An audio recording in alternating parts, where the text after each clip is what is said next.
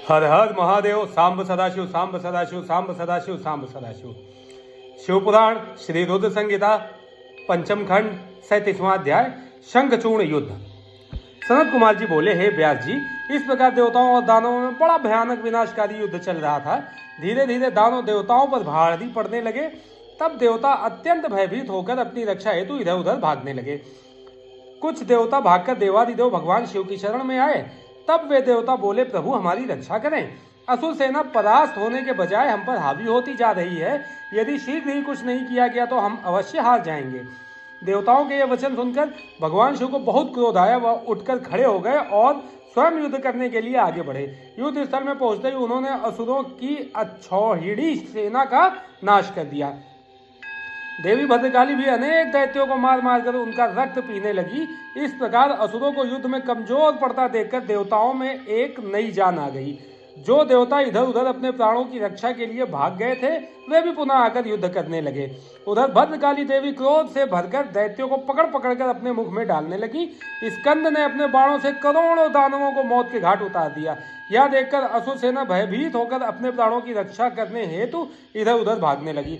असुर सेना को इस प्रकार तितर बितर होता देखकर दानवराज शंखचूर्ण क्रोधित होकर स्वयं युद्ध में कूद पड़ा।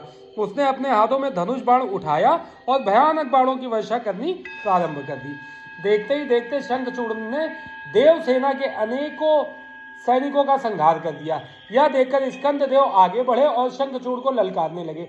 शंखचूर्ण ने क्रोधित होकर स्कंद पर पलटकर वार किया। उसने स्कंद का धनुष काट दिया और पूरी शक्ति से स्कंद की छाती पर प्रहार किया। फलस्वरूप स्कंद मूर्छित होकर जमीन पर गिर पड़े। कुछ ही देर बाद स्कंद उठकर खड़े हो गए और उन्होंने अपने प्राणों से अपने बाण से शंखचूर्ण के रथ में छेद कर दिया। यही नहीं, स्कंद ने शंखचूर्ण का कवच, किरीट आदि कुंडल भी गिरा दिया। तत्पश्चात उसने एक भयानक विष बुझी शक्ति से शंखचूर्ण पर प्रहार किया। इस प्रहार से शंखचूर्ण मूर्छित होकर धरती पर गिर पड़ा और काफी समय तक ऐसे ही पड़ा रहा। कुछ समय पश्चात वह ठीक होकर पुनः युद्ध करने लगा। इस बार उसने भगवान शिव के पुत्र कार्तिकेय को अपना निशाना बनाया और उस पर भयानक शक्ति का प्रहार किया, जिससे कार्तिकेय बेहोश होकर जमीन पर गिर पड़े। तब कार्तिकेय को इस प्रकार धरती पर बेहोश पड़ा हुआ देखकर देवी भद्रकाली उन्हें गोद में उठा लाई। उनकी दशा देखकर शिवजी ने उन पर अपने कमंडल का जल छिड़का। जल छिड़कते ही कार्तिकेय फौरन उठ बैठे और पुनः युद्ध करने के लिए चल दिए। दूसरी ओर वीरभद्र और शंखचूर्ण का भयानक युद्ध चल रहा था। यह कह पाना कठिन था कि दोनों में से कौन अधिक वीर और बलशाली है। एक दूसरे पर वे बड़े शक्तिशाली ढंग से प्रहार कर रहे थे। देवी भद्रकाली भी पुनः युद्ध में आकर दानवों का भक्षण करने लगी। हर हर महादेव। सांब सदाशिव, सांब सदाशिव, सांब सदाशिव, सांब सदाशिव। 38वां अध्याय भद्रकाली शंखचूर्ण युद्ध। सनत कुमार जी बोले, हे व्यास जी, देवी भद्रकाली ने युद्ध भूमि में जाकर भयंकर सिंहनाद किया, जिससे डरकर अनेकों दानव मूर्छित होकर धरती पर गिर पड़े। भद्रकाली ने अपने तेज और नुकीले दांतों से दानवों का रक्त चूसना शुरू कर दिया। यह देखकर युद्धरत दानव भय से आतंकित हो उठे। वे डरकर इधर उधर भागने लगे। यह देखकर दानवराज शंखचूर्ण दौड़कर देवी भद्रकाली से युद्ध करने के लिए आगे आया। शंखचूर्ण को सामने खड़ा देखकर भद्रकाली ने प्रलय अग्नि के समान भयंकर बाणों की वर्षा करनी शुरू कर दी, परंतु शंखचूर्ण ने वैष्णव नामक अस्त्र से उस वर्षा को शांत कर दिया। देवी भद्रकाली ने उसके जवाब में नारायण अस्त्र चलाया, परंतु शंखचूर्ण हाथ जोड़कर उस अस्त्र को प्रणाम करने लगा, जिससे वह नारायण अस्त्र वहीं पर शांत हो गया। दैत्यराज शंखचूर्ण अपने भयानक बाणों से देवी पर प्रहार करता और देवी उन असंख्य बाणों को अपनी विकराल दाढ़ों से चबा जाती। इस प्रकार देवी और शंखचूर्ण में भयानक संग्राम होने लगा। तभी क्रोधित भद्रकाली ने पाशुपात नामक ब्रह्मास्त्र उठा लिया, परंतु तभी आकाशवाणी हुई कि अभी दैत्येंद्र की मृत्यु का समय नहीं आया है और इसकी मृत्यु आपके हाथों से नहीं लिखी है। तब देवी ने पाशुपात अस्त्र को वापस कर दिया और उसे काटने के लिए दौड़ी। यह देखकर असुरराज ने रौद्रास्त्र चलाकर उनकी गति को कम किया। तब भद्रकाली ने असुरराज द्वारा प्रयोग की गई सारी शक्तियों को तहस नहस कर दिया और आगे बढ़कर शंखचूर्ण की छाती पर अपने मुक्के का जोरदार प्रहार किया। इस प्रहार से शंखचूर्ण बेहोश होकर धरती पर गिर पड़ा, लेकिन कुछ ही देर पश्चात पुनः उठकर वह भद्रकाली से युद्ध करने लगा। तब देवी ने उसे कसकर पकड़ लिया और चारों ओर घुमाकर धरती पर फेंक दिया। शंखचूड़ कुछ समय तक ऐसे ही पड़ा रहा। तब देवी ने अन्य दानवों का वध करना शुरू कर दिया। शंखचूड़ चुपचाप उठा और जाकर अपने रथ पर धीरे से बैठ गया। हर हर महादेव। सांब सदाशिव, सांब सदाशिव, सांब सदाशिव, सांब सदाशिव। 39वां अध्याय, शंखचूड़ की सेना का संहार। व्यास जी बोले, हे ब्रह्मा पुत्र सनत कुमार जी, जब देवी भद्रकाली द्वारा युद्ध में घायल होकर शंखचूड़ पुनः अपने रथ पर जाकर बैठ गया तब क्या हुआ? भगवान शिव ने जो उस युद्ध में असुरराज शंखचूड़ का वध करने के लिए आए थे क्या किया? कृपा कर मुझे इस कथा को सविस्तार सुनाइए। व्यास जी की इस जिज्ञासा को शांत करते हुए सनत कुमार जी ने कहना आरंभ किया। वे बोले, हे महामुने, जब देवी भद्रकाली ने असुरराज शंखचूड़ को उठाकर बलपूर्वक जमीन में पटक दिया तो कुछ समय तक शंखचूड़ इस प्रकार से धरती पर पड़ा रहा मानो मूर्छित हो गया हो। तब देवी जाकर दानवों पर प्रलय की भांति टूट पड़ी। दूसरी ओर कुछ देवताओं ने भगवान शिव के पास जाकर उन्हें भद्रकाली और शंखचूड़ के इस भयानक युद्ध के बारे में बताया। ये सारी बातें सुनकर त्रिलोकीनाथ भगवान शिव स्वयं युद्ध करने के लिए आगे बढ़े। जब कल्याणकारी सर्वेश्वर देवादिदेव भगवान शिव अपने वाहन नंदीश्वर पर चढ़कर आरूढ़ होकर युद्ध स्थल पर में पधारे तो उन्हें देखकर असुरराज शंखचूड़ ने उनका अभिवादन किया। तत्पश्चात शंखचूड़ अपने विमान पर चढ़ गया और भगवान शिव से युद्ध करने की तैयारी करने लगा। उसने अपना रक्षा कवच पहना और युद्ध के लिए अपने हाथ में धनुष बाण उठा लिया। वह पूरे उत्साह के साथ भगवान शिव पर दिव्यास्त्रों का प्रहार कर रहा था। इस प्रकार त्रिलोकीनाथ भगवान शिव और असुरराज शंखचूड़ का भयानक युद्ध 100 वर्षों तक निरंतर चलता रहा। महावीर और पराक्रमी शंखचूड़ ने अनेक शक्तिशाली बाणों और असंख्य मायावी अस्त्र शस्त्रों का प्रयोग शिवजी पर किया, परंतु परमेश्वर शिव ने उन सबको पल भर में काट दिया। भगवान शिव ने क्रोधित होकर उस पर पुनः प्रहार किया। यह देखकर शंखचूड़ ने चतुराई से काम लेते हुए मन में सोचा कि यदि मैं भगवान शिव के वाहन को ही नुकसान पहुंचा दूं तो वे पल भर में ही जमीन पर आ गिरेंगे और इस प्रकार मैं उन पर झपटकर उन्हें अपने वश में कर लूंगा। यह विचार मन में आते ही शंखचूड़ ने शिवजी के वाहन नंदीश्वर के सिर पर तलवार से वार किया, परंतु देवादिदेव ने क्षण मात्र में ही उस तलवार के 2 टुकड़े कर दिए। अपने प्रिय नंदीश्वर को युद्ध में निशाना बनता देखकर उनके शब्द का बाण टूट गया और उन्होंने अपने तेज बाणों से दैत्यराज की ढाल को भी काट दिया। जब तलवार और ढाल दोनों ही खराब हो गईं, तब शंखचूड़ ने अपनी गदा से युद्ध लड़ना आरंभ कर दिया, परंतु गदा का भी वही हाल हुआ जो तलवार और ढाल का हुआ था। तभी देवी भद्रकाली वहां पहुंचकर राक्षसों को मारने काटने लगी। देखते ही देखते उन्होंने अनेकों वीर दैत्यों का संहार कर दिया, कई का रक्त चूस लिया और बहुतों को तो अपने मुख में डालकर जिंदा ही निगल लिया। अपनी विशाल दैत्य सेना का इस प्रकार सर्वनाश होता देखकर शंखचूड़ को अत्यधिक पीड़ा हुई। उसका दर्द तब और भी बढ़ गया जब उसने अपने साहसी वीर राक्षसों को प्राण बचाने के लिए जहां तहां भागते हुए देखा। हर हर महादेव। सांब सदाशिव, सांब सदाशिव, सांब सदाशिव, सांब सदाशिव। 40वां अध्याय, शिवजी द्वारा शंखचूड़ वध। सनत कुमार जी बोले, हे व्यास जी, अपनी विशाल सेना का इस प्रकार संहार होता देखकर असुरराज शंखचूड़ अत्यंत क्रोधित होकर निरंतर उन पर अस्त्रों का प्रहार करने लगा। तत्पश्चात उसने अपनी माया का प्रयोग करते हुए सभी देवताओं सहित देवादिदेव महादेव को भयभीत करने का प्रयास किया, परंतु इस जगत के स्वामी को इस प्रकार भला कोई कैसे डरा सकता है? देवादिदेव महादेव जी उसकी माया से तनिक भी भयभीत नहीं हुए और उन्होंने शंखचूड़ पर अनेक दिव्य शक्तियों से प्रहार किया, जिसके फलस्वरूप शंखचूड़ की माया पल भर में ही विलुप्त हो गई।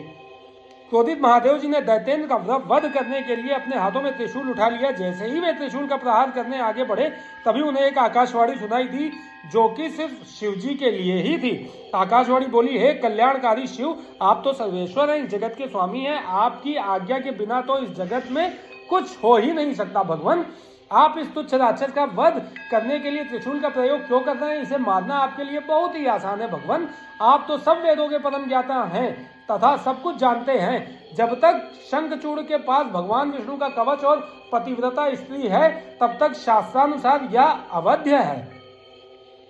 आकाशवाणी सुनते ही भगवान शिव ने अपने त्रिशूल को तुरंत ही रोक दिया और मन में श्रीहरि विष्णु का स्मरण किया। श्रीहरि अगले ही क्षण हाथ जोड़े उनके सामने उपस्थित हो गए। तब शिवजी ने विष्णु जी को इस संकट को दूर करने का आदेश दिया। भगवान शिव ने तुरंत एक ब्राह्मण का वेश धारण किया और भिक्षा मांगने के लिए दैत्यराज शंखचूड़ के पास पहुंच गए। वहां पहुंचकर विष्णु जी ने भिक्षा मांगी। तब शंखचूड़ ने पूछा, हे ब्राह्मण देव, आपको क्या चाहिए? मैं अवश्य ही दूंगा, परंतु पहले यह बताइए तो सही कि आप क्या चाहते हैं। तब ब्राह्मण का रूप धारण किए हुए विष्णु जी बोले कि पहले प्रतिज्ञा करो कि मैं जो मांगूंगा तुम मुझे दोगे।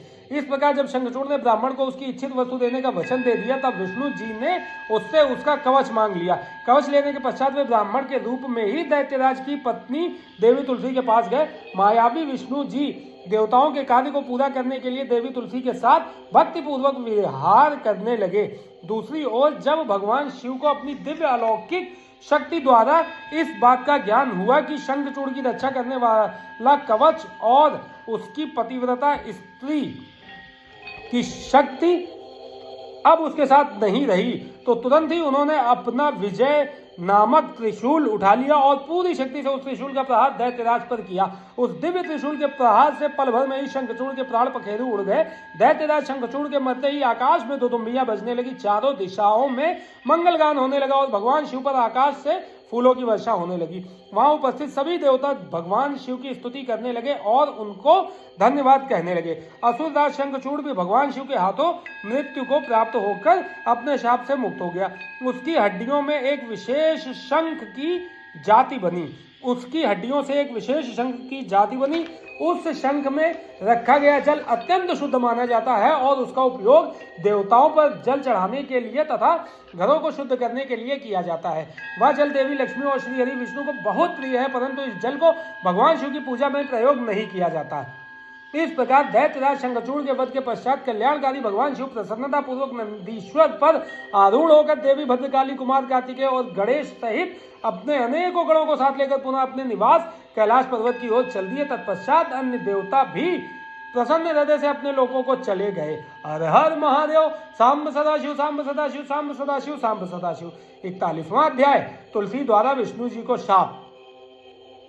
व्यास जी बोले, हे सनत कुमार जी, भगवान विष्णु ने पतिव्रता तुलसी को किस प्रकार अपने अधीन कर लिया, किस प्रकार पतिव्रता धर्म का पालन करने वाली देवी तुलसी एकाएक धर्म से विमुख होकर अधर्म का आचरण करने लगी, कृपा कर इस कथा को मुझे बताइए। व्यास जी के प्रश्न को सुनकर सनत कुमार जी बोले, हे महामुने, देवताओं के हित का सदा ध्यान रखने वाले भगवान विष्णु ने अपने आराध्य भगवान शिव की आज्ञा पाकर उनके द्वारा बताए गए कार्यों को पूरा करना अपना ध्येय माना। तब तुरंत वे ब्राह्मण का वेश धरकर शंखचूड़ से उसका कवच ले आए। तत्पश्चात वे अति शीघ्र दैत्यराज शंखचूड़ के नगर की ओर चल दिए। भगवान विष्णु ने दैत्येंद्र के नगर के समीप पहुंचने से पहले ही अपना रूप बदल लिया। उन्होंने शंखचूड़ का रूप धारण कर लिया। फिर वे देवी तुलसी के पास पहुंचे। अपने पति शंखचूड़ को सामने पाकर देवी तुलसी फूली नहीं समाई, वह उनके गले से लग गई। उसकी आंखों से अश्रुधारा बही जा रही थी। उसने अपने स्वामी को सिंहासन पर बैठाकर उनके चरणों को धोया और युद्ध का समाचार पूछा। शंखचूड़ का रूप धारण किए हुए भगवान विष्णु बोले, हे प्रिय, युद्ध के मध्य में ही ब्रह्मा जी ने मेरे और भगवान शिव के बीच संधि करा दी, इसलिए मैं वापस आ गया हूँ। भगवान शिव भी वापस कैलाश पर्वत पर चले गए हैं। यह कहकर उन्होंने देवी तुलसी की जिज्ञासा को शांत कर दिया। तत्पश्चात शंखचूड़ बने भगवान विष्णु तुलसी के साथ आनंद पूर्वक रमण करने लगे, परंतु झूठ की हांडी रोज नहीं चढ़ती। एक दिन देवी तुलसी को ज्ञात हुआ कि उसके साथ रमण करने वाला पुरुष उसका पति शंखचूड़ नहीं बल्कि कोई और है। यह पता चलते ही देवी तुलसी आत्मग्लानि से भर उठी, उन्हें स्वयं से ग्रहण होने लगी। वह क्रोध से वेश बदले श्री विष्णु पर फट पड़ी। उन्होंने श्री विष्णु से पूछा, तू कौन है? मुझे सच सच बता, क्यों तूने मुझ जैसी पतिव्रता स्त्री का पतिव्रत धर्म नष्ट कर दिया है? मैं तुझे नहीं छोड़ूंगी। ये वचन सुनकर भगवान विष्णु ने भयभीत होकर अपने स्थान पर अपनी एक मूर्ति बना दी, ताकि देवी तुलसी उनके विषय में कुछ न जान पाए। परंतु तुलसी ने उनके पद चिन्हों से विष्णु जी को पहचान लिया। तब गुस्से से उन्होंने भगवान विष्णु को शाप देते हुए कहा, हे विष्णु, लोग तुम्हें भगवान मानकर तुम्हारी पूजा करते हैं, पर वास्तव में तुम पूजा के योग्य नहीं हो। तुम तो सिर्फ पत्थर हो। तुम्हारे मन में दया भाव नाम की कोई वस्तु नहीं है। तुमने मेरे सतीत्व को भंग किया है और मेरे पति शंखचूड़ को मार डाला। इसलिए मैं तुम्हें श्राप देती हूँ कि तुम आज अभी से पत्थर के हो जाओगे। यह कहकर देवी तुलसी अत्यंत दुखी मन से रोने लगी। देवी तुलसी का दिया शाप सुनकर भगवान विष्णु भी दुखी हुए और भगवान शिव का स्मरण करने लगे। विष्णु जी की पुकार सुनकर भक्त वत्सल भगवान शिव वहां प्रकट हो गए। उन्हें देखकर देवी तुलसी और विष्णु जी ने हाथ जोड़कर प्रणाम किया।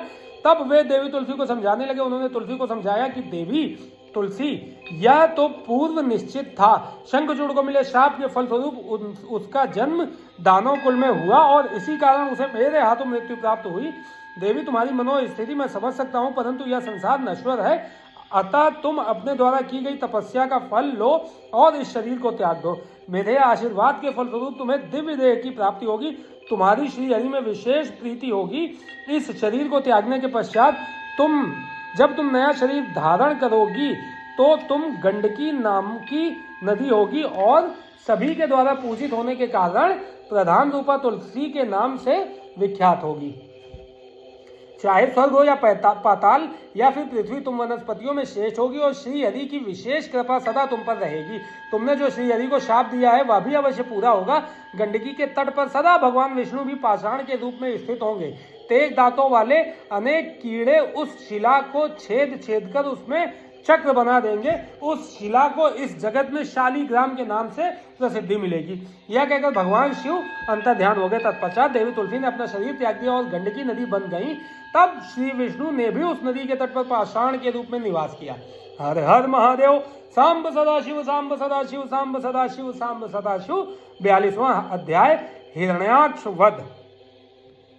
नारद जी बोले, हे ब्रह्मांड, आप मुझे भगवान शिव की उन उत्तम लीलाओं के विषय में बताइए जिनकी ये लीलाएं बड़ी सुखदायिनी हैं।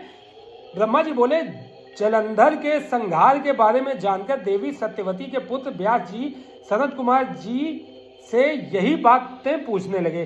तब उनकी उत्सुकता देखकर सनत कुमार जी बोले, हे व्यास जी, अब मैं तुम्हें अंधकासुर नामक दैत्य के शिवगढ़ बन उनकी भक्ति में लीन रहने की कथा सुनाता हूँ। एक समय की बात है, देवादिदेव भगवान शिव अपनी प्राण वल्लभा देवी पार्वती और अपने प्रिय गणों के साथ कैलाश पर्वत से काशी जा रहे थे। उनका विचार कुछ समय काशी में व्यतीत करने का था, इसलिए उन्होंने अपने वीरगढ़ भैरव को काशी का रक्षक बना दिया और स्वयं सबके साथ सुखपूर्वक निवास करने लगे। एक बार भगवान शिव पार्वती देवी के साथ आनंद पूर्वक विहार करते हुए मंदरांचल नामक पर्वत पर गए।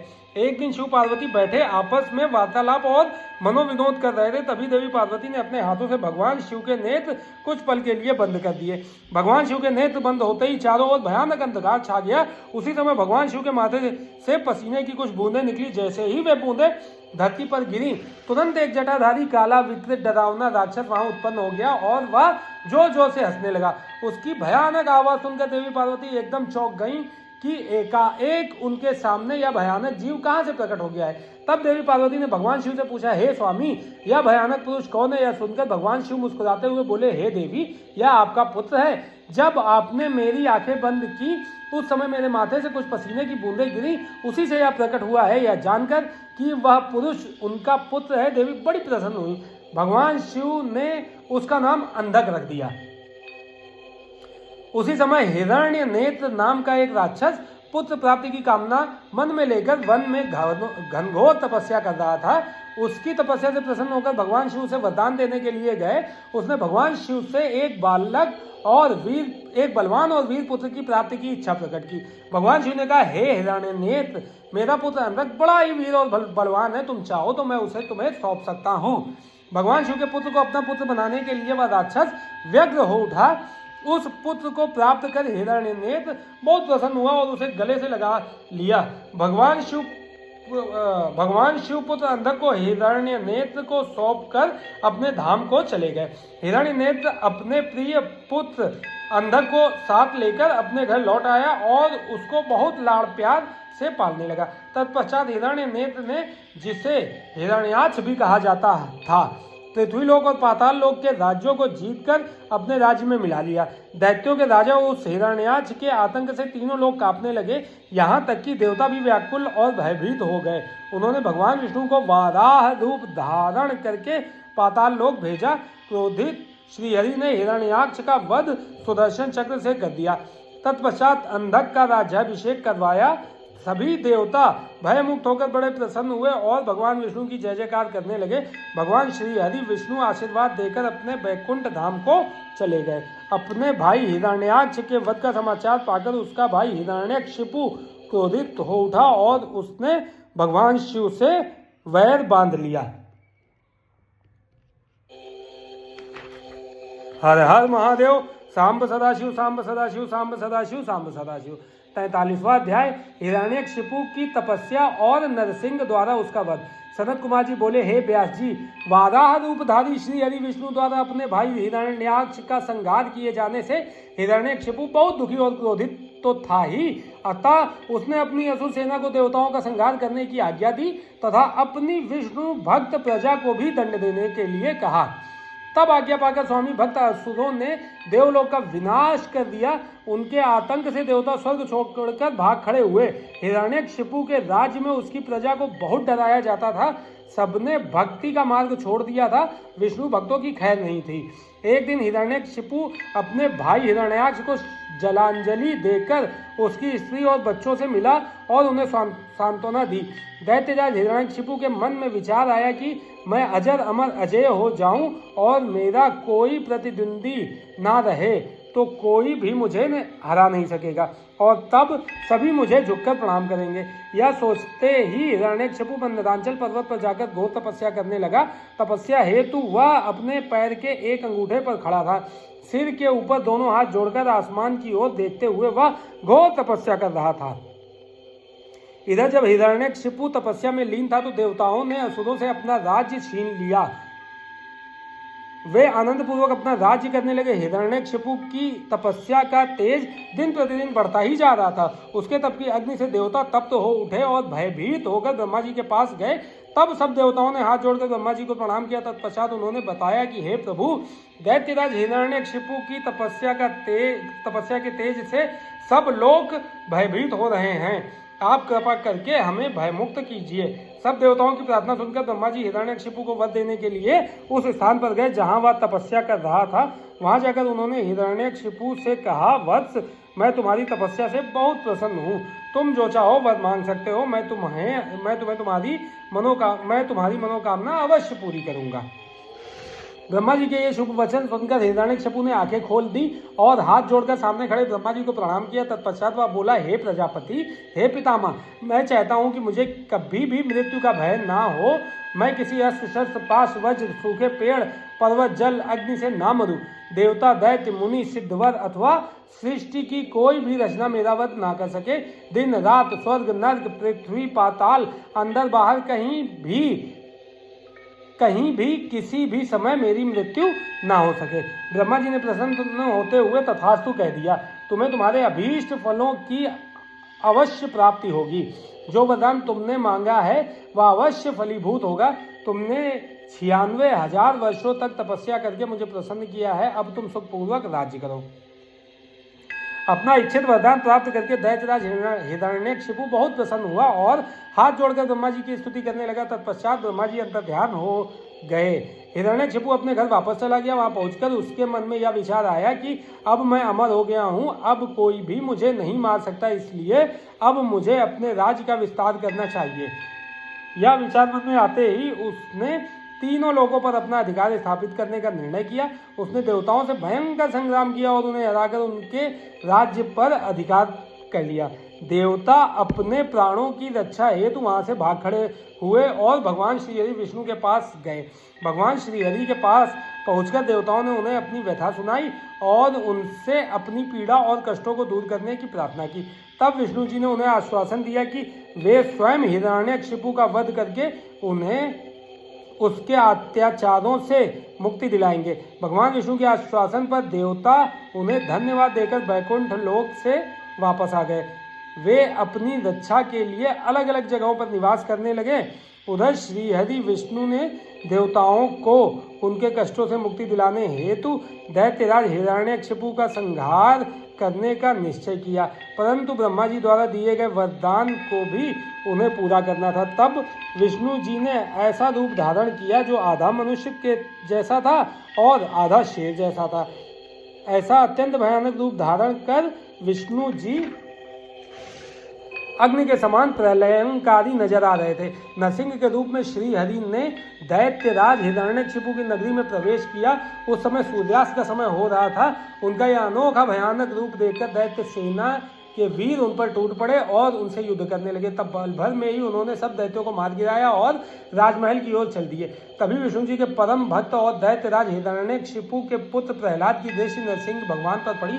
प्रहलाद बोला, हे पिताजी, ये अद्भुत रूप धारण किए नरसिंह अवतार मुझे तो भगवान जान पड़ते हैं। इनकी वीरता की प्रशंसा करना तो असंभव है, अतः आपको इनकी शरण में चले जाना चाहिए। अपने पुत्र की इन बातों को सुनकर दैत्यराज हिरण्यकशिपु को बहुत क्रोध आ गया। वह बोला, पुत्र, तुम बिना कारण ही भयभीत हो रहे हो।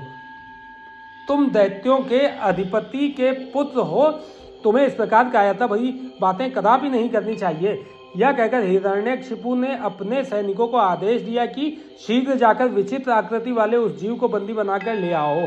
अपने स्वामी दैत्यराज हिरण्यकशिपु की आज्ञा पाकर उनके वीर दैत्यगण नरसिंह भगवान को पकड़ने के लिए दौड़े, परंतु उनके समीप जाते ही वे भस्म हो गए। अब दैत्यराज स्वयं युद्ध करने के लिए अपने अस्त्र शस्त्रों सहित आगे बढ़े। तब भगवान नरसिंह और दैत्यराज हिरण्यकशिपु में बहुत भयानक युद्ध हुआ, परंतु भगवान नरसिंह के आगे दैत्यराज हिरण्यकशिपु की एक ना चली। नरसिंह ने हिरण्यकशिपु को खींचकर अपनी जंघा पर लिटा लिया और उसकी छाती को अपने नाखूनों से चीर दिया। उसके प्राण पखेरु उड़ गए। तभी हिरण्यकशिपु के पुत्र प्रहलाद ने वहां आकर नरसिंह भगवान विष्णु और नरसिंह भगवान के चरणों में अपना सिर झुकाकर क्षमा याचना की। भगवान विष्णु ने प्रहलाद को आशीर्वाद देकर हिरण्यकशिपु का राज्य सौंप दिया। जैसे ही देवताओं को हिरण्यकशिपु के मारे जाने की सूचना मिली, वे बहुत प्रसन्न होकर नृत्य और श्री हरि विष्णु की स्तुति करने लगे। आकाश में मंगल ध्वनि गूंजने लगी और फूलों की वर्षा होने लगी। इस प्रकार हिरण्यकशिपु का वध करने के पश्चात प्रहलाद को राज्य सौंपकर भगवान नरसिंह वहां से अंतर्ध्यान हो गए। तत्पश्चात सभी प्रसन्नता पूर्वक अपने अपने लोकों को चले गए। हरे हर महादेव। सांब सदाशिव, सांब सदाशिव, सांब सदाशिव, सांब सदाशिव।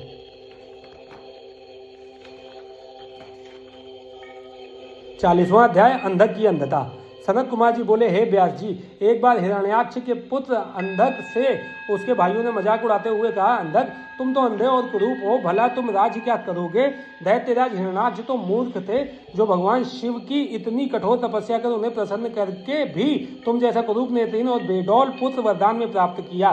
कभी दूसरे के प्राप्त पुत्र का भी पिता की संपत्ति पर अधिकार होता है, इसलिए इस राज्य के स्वामी हम ही हैं। तुम तो हमारे सेवक। अपने भाइयों के इस प्रकार के कटु वचनों को सुनकर अंधक निराश और उदास हो गया। रात के समय जब सब सो रहे थे, तो वह अपने राजमहल को छोड़कर निर्जन, सुनसान और भयानक डरावने वन में चला गया। वहां उस सुनसान वन में जाकर उसने तपस्या आरंभ कर दी।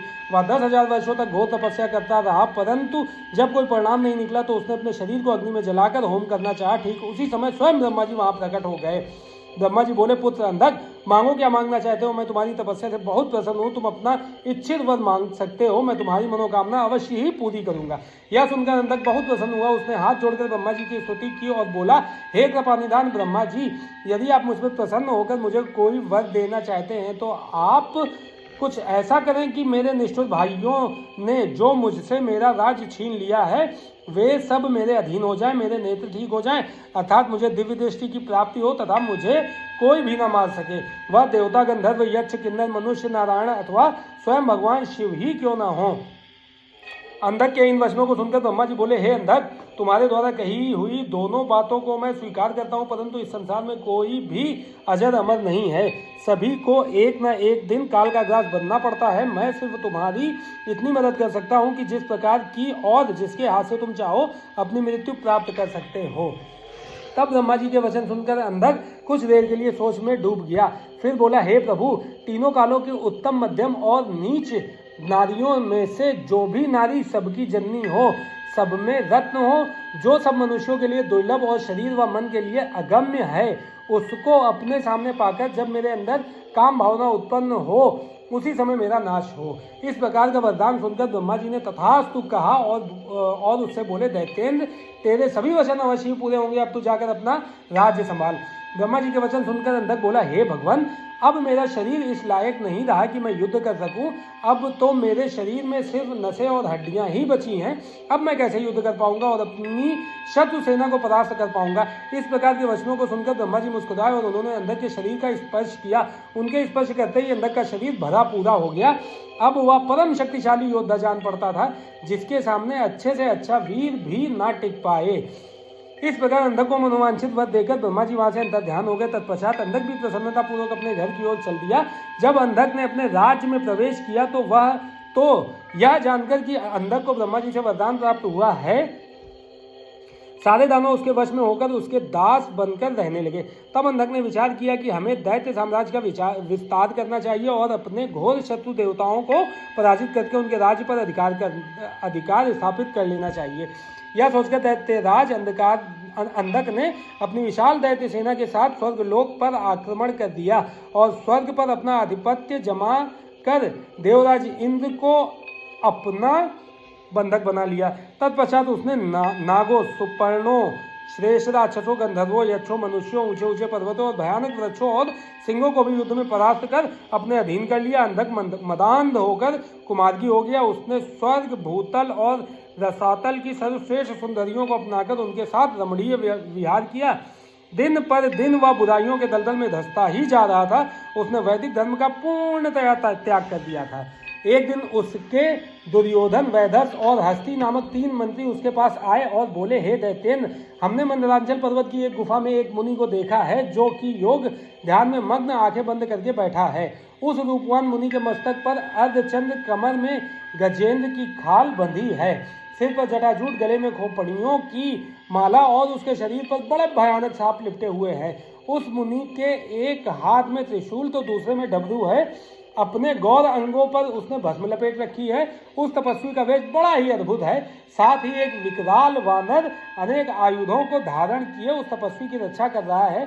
वहीं उसके पास एक सफेद रंग का बैल बंधा हुआ है।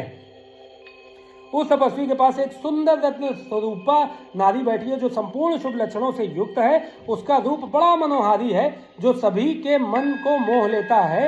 उसने सुंदर मूंगे, मोती, मणियों और सोने के रत्न जड़ित आभूषणों को धारण किया हुआ है। वह इतनी रूपवती है कि जो उसे एक बार देख लेता है उसकी आंखों का होना सफल हो जाता है। उस परम सुंदरी को एक बार देख लेने के बाद संसार की अन्य किसी स्त्री को देखने की आवश्यकता नहीं पड़ेगी। स्वामी, आप इस त्रिलोक के अधिपति हैं। आपके पास इस संसार की सभी बहुमूल्य और अमूल्य धरोहर हैं। ऐसी परम सुंदरी रूपवती नारी को भी आपके अनमोल राज्य की शोभा बढ़ानी चाहिए। अतः आप हमारे साथ चलें और उस सुंदरी को यहाँ ले आएं। अपने वीर मंत्रियों के इस प्रकार के वचन सुनकर दैत्येंद्र अंधक बहुत प्रसन्न हुआ और उसके मन में सुंदर नारी को देखने की इच्छा बलवती हो गई। उसने अपने मंत्रियों को आदेश दिया कि तुम शीघ्र वहां जाकर उस तपस्वी से उसकी सुंदर स्त्री को मांगकर मेरे पास ले आओ।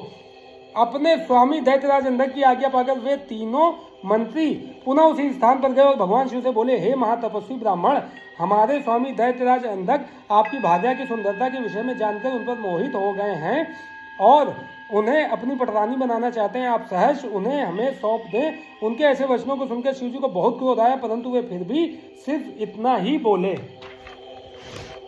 दैत्यों, ये मेरी भार्या है। ये स्वयं शक्ति संपन्न और सिद्धि रूपा है। देवी स्वयं अपने भक्तों के कष्टों को दूर करती है। आप अपनी परेशानी इन्हें बताइए, ये अवश्य ही आपके दुखों को दूर करेंगी। भगवान शिव के ये वचन सुनकर क्रोधित और मदान्ध दैत्य और कुछ न बोले और वहां से वापस आ गए। तब दैत्यराज अंधक को उन्होंने वहां घटित हुई सारी बातें बढ़ा चढ़ाकर बताई, जिन्हें सुनकर दैत्येंद्र का क्रोध 7वें आसमान पर चढ़ गया। तब वह मूढ़ बुद्धि दैत्य सुंदरी को देखने के लिए आतुर हो उठा। उसने स्वयं वहां जाकर उस रत्नों में सर्वश्रेष्ठ रत्न को अपने साथ लाने का निश्चय किया। हर हर महादेव। सांब सदाशिव, सांब सदाशिव, सांब सदाशिव, सांब सदाशिव।